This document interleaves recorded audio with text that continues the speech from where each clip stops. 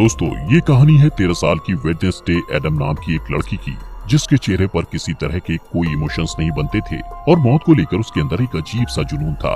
वो सोचा करती थी कि मरने के बाद इंसान कहाँ जाता है और उसका क्या होता है। इसी वजह से उसे अक्सर काले और सफेद रंग के कपड़े पहनना ज्यादा पसंद था। उसे देखकर सबको अजीब सा लगता, जैसे कि वो इस दुनिया की ही ना हो। तो चलिए जानते हैं कि आखिर वो लड़की ऐसी क्यों थी। तो कहानी की शुरुआत में वेडनेसडे को एक स्कूल में दिखाया जाता है, जहां वो अपनी डरावनी आंखों के साथ बरामदे में चल रही थी। वहीं बाकी सब लोग उसे घूर घूर कर देख रहे थे। जब वेडनेसडे अपना लॉकर खोलती है तो उसके अंदर उसे अपना भाई बंधा हुआ दिखाई देता है, जिसके मुंह में एक सेब था। वेडनेसडे उसकी रस्सियों को खोलती है कि अचानक उसे एक विजन आता है, जिसमें वो देखती है कि कुछ लोग उसके भाई को टॉर्चर कर रहे हैं। यहाँ हमें पता चलता है कि वेडनेसडे कोई आम बच्ची नहीं है और वो किसी को भी छूकर उसका अतीत और भविष्य देख सकती है।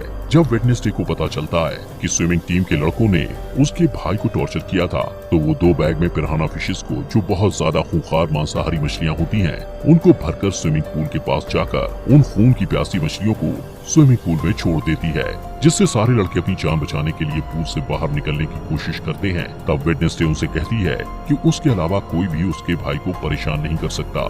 इसके बाद सीन शिफ्ट होता है और वेडनेसडे के माता पिता मोर्टिसिया और गोम्स को दिखाया जाता है। वो दोनों वेडनेसडे की हरकतों से परेशान हो चुके थे, इसलिए वो उसे नेवरमोर एकेडमी भेजने का फैसला करते हैं। इस एकेडमी में वो बच्चे रहते हैं जिनके पास कुछ खास ताकतें होती हैं और यहाँ उन्हें अपनी ताकत पर काबू पाना सिखाया जाता है। मोर्टिसिया और गोम्स भी इसी एकेडमी के स्टूडेंट्स थे, जिससे पता चलता है कि उनके पास भी सुपर पावर्स हैं। सीन शिफ्ट होता है और एक लड़के एम्बार्क्स को दिखाया जाता है, जो एक हाइकर था। वो नेवरमोर एकेडमी के पास वाले जंगल में अकेला चला जाता है। वो जंगल में एक जगह रुककर आराम कर रहा होता है कि अचानक एक अनजान क्रिएचर उस पर हमला कर देता है और उसे मार देता है। उस एरिया के एक पुलिस को उसकी जख्मी बॉडी मिलती है और वो आसपास की जांच करता है। यहाँ पता चलता है कि ये पहला हादसा नहीं था, बल्कि इससे पहले भी ऐसे कई हादसे यहाँ हो चुके हैं। दूसरी तरफ वेडनेसडे एकेडमी में जाती है और वहाँ की प्रिंसिपल लेरिसा वीम से मिलती है, जो उस एकेडमी को चलाती है। लेरिसा उसे रूममेट्स एनिड से मिलवाती है। एनिड एक वेयरवुल्फ थी और हर मामले में वेडनेसडे से पूरी तरह अलग थी।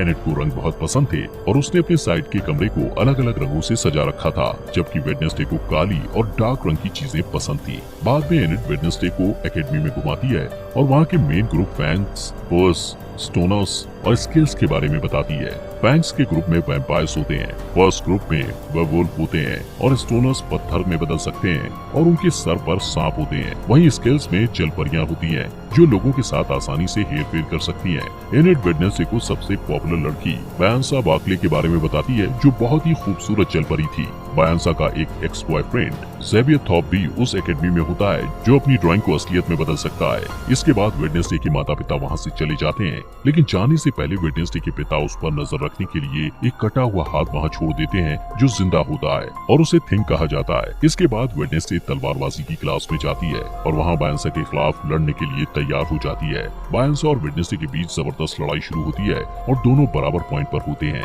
इसके बाद बायंसा कहती है कि वो बिना किसी हेलमेट के ये गेम खेलना चाहती है और ये गेम तब खत्म होगा जब दोनों में से किसी एक के शरीर से खून निकलेगा। दोनों के बीच फिर से लड़ाई शुरू होती है और दोनों एक दूसरे के ऊपर वार पे वार करते हैं। बायंसा वेडनेसडे पर वार करती है और उसके सर के बाएं तरफ एक कट लग जाता है, जिससे वेडनेसडे के सर से खून निकलने लगता है। इस तरह बायंसा जीत जाती है। वेडनेसडे को चोट पर मरहम लगाने के लिए ले जाया जाता है। जैसे ही वेडनेसडे पट्टी लगवाकर बाहर निकलती है, ऊपर से बर्ड के आकार का एक बड़ा पत्थर उसके ऊपर गिरने वाला होता है, लेकिन उसी वक्त ज़ेवियर उसे धक्का देकर बचा लेता है। कुछ देर बाद वेडनेसडे अपने कमरे में वापस आती है तो उसे महसूस होता है कि कमरे में कोई है और उस पर नजर रख रहा है। वो कमरे को चेक करती है और बेडशीट के नीचे उसे थिंग मिल जाता है। वेडनेसडे समझ जाती है ये उसके माता पिता का काम है, इसलिए वो थिंग से कहती है कि उसे उसका साथ देना होगा, वरना वो उसे ड्रॉर में बंद कर देगी। थिंग डर जाता है और उससे वादा करता है कि वो वेडनेसडे के साथ गद्दारी नहीं करेगा। वेडनेसडे ने जो पिराना वाला प्रैंक किया था, उस वजह से उसे दिमागी डॉक्टर के पास ले जाया जाता है।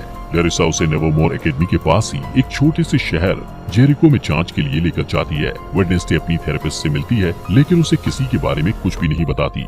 उसके दिमाग में एक प्लान आता है और वो बाथरूम से जाने के बहाने खिड़की से निकलकर भाग जाती है। इस बीच वो एक आदमी से टकरा जाती है और उसे एक विजन आता है जहाँ वो देखती है उस आदमी की कार एक्सीडेंट में मौत होने वाली है। वेडनेसडे डर जाती है और रिलैक्स होने के लिए कॉफी शॉप में पहुंच जाती है। वहाँ उसकी मुलाकात पुलिस के बेटे टायलर से होती है, जो वहाँ कॉफी बेचने का काम करता है। टायलर अपनी एस्प्रेसो मशीन को ठीक करने की कोशिश कर रहा होता है, लेकिन उसे कुछ समझ नहीं आता क्योंकि मशीन में जो इंस्ट्रक्शंस लिखे हुए थे वो इटालियन भाषा में थे। वेडनेसडे को इटालियन पढ़ना आता था, इसलिए वो आसानी से मशीन को ठीक कर देती है और इसके बदले में वो उसे बस स्टेशन तक छोड़ने को कहती है। टायलर के कुछ कहने से पहले ही वहाँ वो लड़के आ जाते हैं जिन्होंने वेडनेसडे के भाई को टॉर्चर किया था। वो लोग वेडनेसडे को भी परेशान करने लगते हैं। पहले वेडनेसडे उन्हें नजरअंदाज करने की कोशिश करती है, लेकिन जब बर्दाश्त नहीं होता तो वो उन्हें मारने लगती है। कुछ ही समय में लरिसा पुलिस के साथ वहाँ आ जाती है और वहाँ की हालत देखकर उससे गुस्सा आता है और वो वेडनेसडे को डांटती है। इसके बाद वो लोग नेवरमोर एकेडमी जाने के लिए निकल जाते हैं। रास्ते में उन्हें एक टूटी फूटी कार दिखाई देती है जिसका एक्सीडेंट हो गया था और उस कार में वही आदमी था जिससे वेडनेसडे टकराई थी। उस रात वेडनेसडे वायलिन में बहुत डरावना म्यूजिक बजाती है। वो पूर्णिमा की रात थी और भेड़ियों के चिल्लाने की आवाज भी सुनाई देती है। तभी एनेट वेडनेसडे को बताती है कि वो खुद को वेयरवुल्फ में नहीं बदल सकती, इसलिए वो बाकी लोगों के साथ नहीं जा सकती थी। इस बीच थिंग टेलर के कमरे में जाता है और उसे वेडनेसडे से बात करने के लिए कहता है। टेलर डर कर उसकी बात मान लेता है और वेडनेसडे से वीडियो कॉल पर बात करता है। वेडनेसडे उसे आने वाले हार्वेस्ट फेयर में मिलने के लिए कहती है और कहती है कि वो लोग वहाँ मजे करेंगे, लेकिन असल में वो सिर्फ वहाँ से भागना चाहती थी। हार्वेस्ट फेयर में लरिसा वेडनेसडे पर अपनी चील जैसी नजर बनाए रखती है। इसके बावजूद वेडनेसडे टेलर से मिलने में कामयाब हो जाती है। वो दोनों वहाँ से भागने ही वाले होते हैं कि वेडनेसडे अपने क्लासमेट रोवन से टकरा जाता है। रोवन तुरंत जंगल की तरफ भाग जाता है। रोवन से टकराने के बाद वेडनेसडे को विजन आता है कि रोवन जंगल में किसी के हाथों बेरहमी से मारा गया है। वो डर जाती है और भागने का प्लान बदलकर रोवन को रोकने के लिए उसके पीछे जाती है, लेकिन इससे पहले कि वो कुछ बोल पाती, रोवन अपनी ताकत का इस्तेमाल करके वेडनेसडे को पेड़ के सहारे ऊपर लटका देता है। इसके बाद वो वेडनेसडे को अपनी माँ के बारे में बताता है जो भविष्य देख सकती थी। उसकी माँ ने 25 साल पहले एक तस्वीर बनाई थी और कहा था कि वेडनेसडे नेवरमोर एकेडमी को बर्बाद कर देगी। इसलिए रोवन कहता है कि कुछ भी बुरा होने से पहले वो वेडनेसडे को मार देगा। इसके बाद वो अपनी जादुई ताकत से वेडनेसडे का गला घोंटने लगता है। तभी एक भयानक राक्षस उसके ऊपर हमला कर देता है और रोवन को बेरहमी से मारकर वहाँ से गायब हो जाता है। वेडनेसडे उसकी कटी फटी बॉडी के ऊपर पड़ी हुई उस तस्वीर को उठाती है जिसे रोवन की माँ ने बनाया था। उसी वक्त पुलिस का हेड अपने पुलिस ऑफिसर्स के साथ वहाँ आता है और रोवन की बॉडी को ढूंढने की कोशिश करता है, लेकिन उसे बॉडी नहीं मिलती है। इसके बाद वेडनेसडे को पुलिस हेड के साथ दिखाया जाता है जो वहाँ हुई घटना के बारे में उसे बताती है, लेकिन हेड को उस क्रिएचर वाली बात पर भरोसा नहीं होता और उसे लगता है कि ये काम नेवरमोर एकेडमी के ही किसी स्टूडेंट का है। तभी वहाँ एक ऑफिसर आ जाता है। उसकी नजर दरवाजे से निकलते हुए रोवन पर पड़ती है जो जिंदा था। जब वेडनेसडे अपने कमरे में जाती है तो देखती है कि एनेट पीओ कप नाम की एक कॉम्पिटिटर की तैयारी में बिजी है।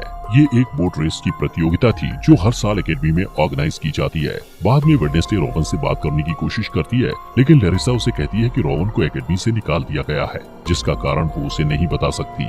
वेडनेसडे को शक होता है और वो प्लान बी के मुताबिक थिंग को रोवन पर नजर रखने के लिए उसके पीछे भेजती है। फिर सीन बदलता है और रोवन को एक रेलवे स्टेशन में जाते हुए दिखाया जाता है।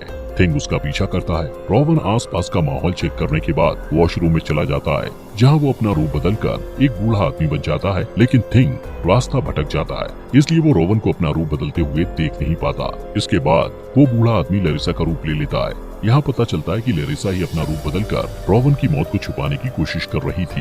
वेडनेसडे के पास और कोई रास्ता नहीं होता, इसलिए वो रोवन की मौत का सुराग ढूंढने के लिए जंगल में जाती है, जहाँ उसे टेलर मिलता है जो अपने बाप का पीछा करते हुए वहाँ आया था।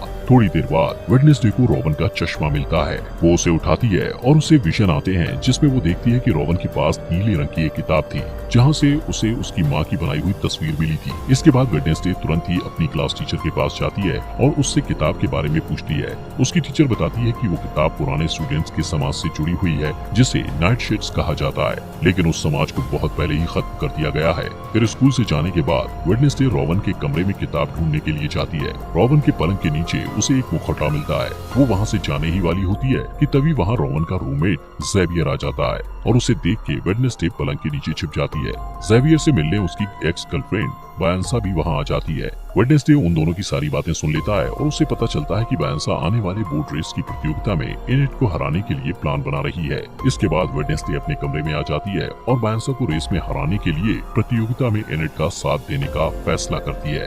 अगले दिन एनेट और वेडनेसडे प्रतियोगिता के लिए तैयार हो जाते हैं। इस रेस में सब कुछ अलाउड होता है, इसलिए वायंसा इसका फायदा उठाती है। रेस में 4 टीम भाग लेती हैं और नियम के मुताबिक जो टीम तालाब में गिरे बिना डेस्टिनेशन तक जाकर पहले वापस आ जाएगी वो रेस जीत जाएगी। जैसे ही रेस शुरू होती है, वायंसा अपने एक दोस्त को इशारा करती है जो एक जलपरी थी और बाकी बोट को बर्बाद करने के इरादे से वायंसा का साथ दे रही थी। वो तालाब में कूदकर एक नाव को बर्बाद कर देती है, जिससे वो टीम तालाब में गिर जाती है और रेस से बाहर हो जाती है। वेडनेसडे और एनेट पूरी तैयारी के साथ रेस कर रहे थे और थिंग उसमें उनकी मदद कर रहा था। थिंग की मदद से वो लोग वायंसा की दोस्त को एक जाल में फंसा लेते हैं। रेस के दौरान ही वेडनेसडे को एक विजन आता है और वो अपने सामने अपनी जैसी दिखने वाली एक लड़की को देखती है जिसके बाल सुनहरे रंग के होते हैं। वो वेडनेसडे को कहती है कि वेडनेसडे एक चाबी है, जिससे वेडनेसडे काफी उलझन में पड़ जाती है। उसे कुछ समझ नहीं आता, लेकिन जैसे ही वो असली दुनिया में वापस आती है, उसे पता चलता है कि वायंसा रेस में आगे निकल गई है। लेकिन वो हार नहीं मानती और वायंसा की चालों को उसी के खिलाफ इस्तेमाल करके ये रेस जीत जाती है। 40 साल के बाद पहली बार कोई नॉन सायरन टीम ये रेस जीती थी।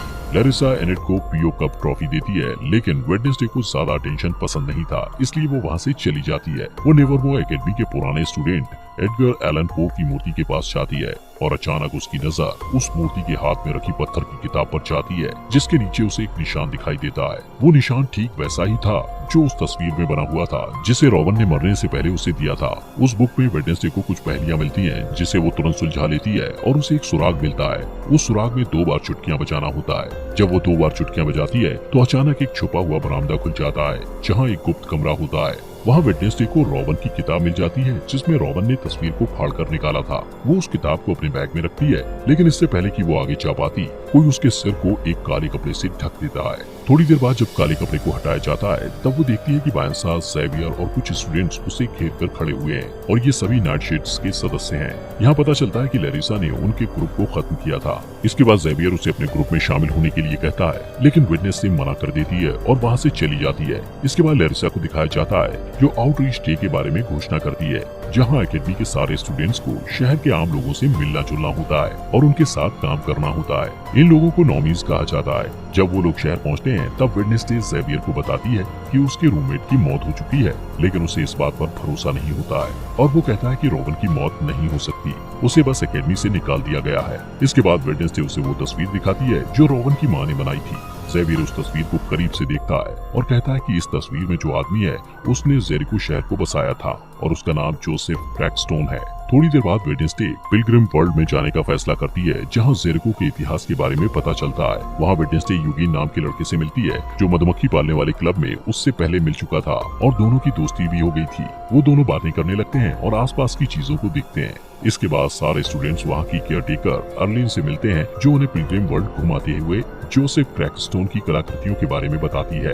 वेडनेसडे को ये सारी बातें इंटरेस्टिंग लगती हैं और वो अर्लिन से उसके बारे में और जानना चाहती है। अर्लिन बताती है कि उनके पास जोसेफ क्रैकस्टोन के खेतों में इस्तेमाल किए जाने वाले औजार, खाने पीने के बर्तन और फैमिली रूम्स भी हैं।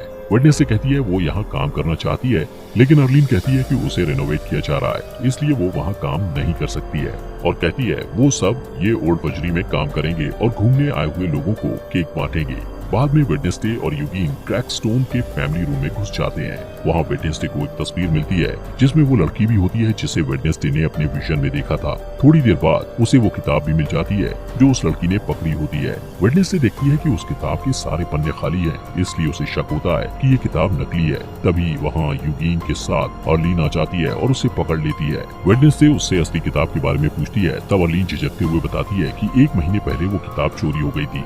इसके बाद वो कॉफी शॉप में वापस टेलर से मिलती है और वो दोनों जोसेफ के बारे में पता करते हैं। टेलर कहता है कि ओरिजिनल मीटिंग हाउस का जो हिस्सा बचा हुआ है वो जंगल में है और पूरी तरह खंडर हो चुका है, जिसका इस्तेमाल अब क्रैश पैड के रूप में किया जाता है। इसके बाद वेडनेसडे जोसेफ क्रैकस्टोन की उस जगह की तलाश करने के लिए थिंग के साथ तुरंत जंगल में जाती है। इस दौरान उन्हें एक बेघर आदमी मिलता है, लेकिन थिंग उसका दम घोटने लगता है और उसे डराकर भगा देता है। तभी वेडनेसडे को एक विजन आता है और वो खुद को 400 साल पहले के टाइम में देखती है। यहाँ वो सुनहरे बाल वाली लड़की दिखाई देती है, जिसे वेडनेसडे पहले भी अपने विजन में देख चुकी थी। उस लड़की को गाँव वालों ने घेर रखा था और वो उसे शैतान की संतान कहकर पुकार रहे थे। तभी वहाँ जोसेफ क्रैकस्टोन आ जाता है और उस लड़की को वुडी एडम्स कहकर बुलाता है। वो कहता है कि गुडी एक डायन है और उसे भी उसकी माँ और दूसरे आरोपी के साथ उस खेत में मर जाना चाहिए। इसका जवाब देते हुए गुडी कहती है कि जोसेफ ने उसकी जमीन हड़पी है, बहुत से निर्दोष लोगों की जानें ली है और उनकी शांति छीनी है। जोसेफ को गुस्सा आता है और वो गुडी को थोड़ी देर तक घूरता है और फिर उस खेत में आग लगा देता है। गुडी अपनी माँ को बचाने की कोशिश करती है, लेकिन उसकी सारी कोशिशें बेकार हो जाती हैं। जब कोई उम्मीद नहीं बचती तो वो एक गुप्त दरवाजे से निकलकर वहाँ से भाग जाती है। वेडनेसडे वहाँ छुपकर ये सब कुछ देख रही थी। गुडी जल्द ही वेडनेसडे के पास आती है और कहती है कि जोसेफ अपनी ये लड़ाई तब तक नहीं रोकेगा जब तक वो सबको मार नहीं देगा। इस खुलासे के बाद वेडनेसडे असली दुनिया में आ जाती है। वो थिंग को सब कुछ बताती है जो उसने अभी अभी देखा था। उनकी बात खत्म भी नहीं होती कि अचानक उन्हें वही भयानक राक्षस नजर आता है जिसने रॉबन को मारा था। उसी वक्त बारिश होने लगती है। वेडनेसडे बारिश में भीगते हुए उसके पीछे भागती है, लेकिन वो बहुत आगे निकल जाता है। वेडनेसडे उसके पैरों के निशान का पीछा करती है, लेकिन अचानक वो निशान इंसान के पैर के निशान में बदल जाते हैं, जिससे पता चलता है कि वो राक्षस कोई इंसान ही है। तभी वेडनेसडे ज़ेवियर से टकरा जाती है और उसे सब कुछ बताती है जो उसने देखा था। ज़ेवियर उन पैरों के निशान को देखना चाहता है, लेकिन बारिश के कारण पैरों के निशान मिट जाते हैं। अगले दिन शहर में जोसेफ क्रैकस्टोन की नई मूर्ति के उद्घाटन के लिए सब लोगों को इकट्ठा किया जाता है। वेडनेसडे जेरिको के मार्चिंग बैंड के साथ डोंट स्टॉप का म्यूजिक प्ले करती है और शहर के मेयर और प्रिंसिपल लैरिसा मूर्ति का उद्घाटन करते हैं, लेकिन तभी थिंग वेडनेसडे के ऑर्डर के मुताबिक मूर्ति को ब्लास्ट कर देता है और सब लोग डर कर भाग जाते हैं। वेडनेसडे की आंखों में बदले की चमक दिखाई देती है और वो अब भी वायलिन बजा रही होती है। इसके बाद लैरिसा वेडनेसडे पर चिल्लाती है क्योंकि उसे लगता है कि ये सब वेडनेसडे ने किया है, लेकिन वेडनेसडे कहती है कि उसने ऐसा कुछ नहीं किया है। वेडनेसडे लैरिसा पर इल्जाम लगाते हुए कहती है कि वो जंगल में होने वाले खूनी हादसे का सच जानते हुए भी अनजान बनने की कोशिश कर रही थी। उस रात वेडनेसडे को मिलने वाला बेघर आदमी जंगल में दिखाई देता है। तभी वो राक्षस उस पर हमला कर देता है। उस बूढ़े आदमी के पास एक कैमरा था जिसमें वहाँ की तस्वीरें कैद हो जाती हैं। कुछ समय बाद पुलिस हेड और उसकी टीम जंगल से उस खंडर तक पहुँच जाते हैं और उन्हें उस बेघर बूढ़े आदमी की बॉडी मिलती है। उन्हें वो कैमरा भी मिलता है जिसमें हादसे के वक्त की फुटेज होती है जो असली गुनहगार को सामने ला सकता है। जब कैमरे की तस्वीरों को बड़ा करके देखा जाता है तब पुलिस हेड हत्यारे का चेहरा देखता है। वो एक राक्षस का चेहरा था जिसे देखकर ऐसा लगता था जैसे वो किसी के बुरे सपने से निकल कर आया हो। दोस्तों, अगर आपको इस सीरीज के नेक्स्ट एपिसोड चाहिए तो कमेंट बॉक्स में नेक्स्ट एपिसोड लिखें और ये सीरीज यहाँ तक अच्छी लगी हो तो लाइक करें। दोस्तों, हमारे mister movie explainer Hindi channel को सब्सक्राइब करना न भूलें।